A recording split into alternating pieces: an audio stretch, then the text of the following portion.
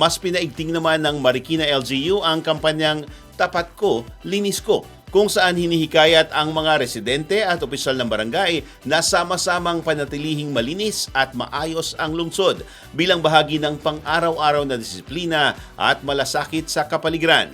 Para sa detalye ng balitang yan, may FYI report si Andy Villaver. Abante Radyo Live Report. Francis Raya, ang kalinisan ay tanda ng kasipagan. Kaya nga mas pinaigting pa ng pamahalaang lungsod ng Marikina ang kampanya ng Tapat Ko, Linis Ko bilang bahagi ng patuloy na pagsisikap na mapanatili ang disiplina at kaayusan sa lungsod.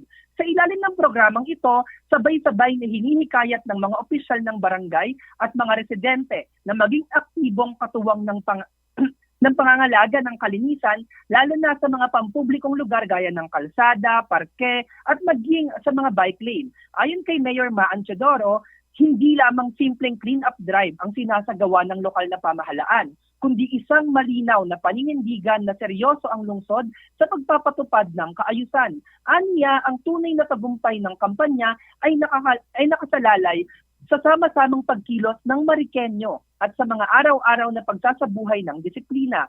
Binigyang diin din ng alkalde ang mahalagang papel ng mga barangay officials sa mahigpit na pagpapatupad ng mga ordinansang may kinalaman sa kalinisan. Kasabay nito, pinapaalalahanan ang mga kawani ng lokal na pamahalaan na maging huwaran sa komunidad. Sa pamamagitan ng pinaigting na kampanya, layon ng Marikina LGU na patuloy na kilalanin ang lungsod bilang modelo ng kaayusan, disiplina, at malasakit sa kapaligiran. Para sa FYI, Andy Villaver, Abante. Andy!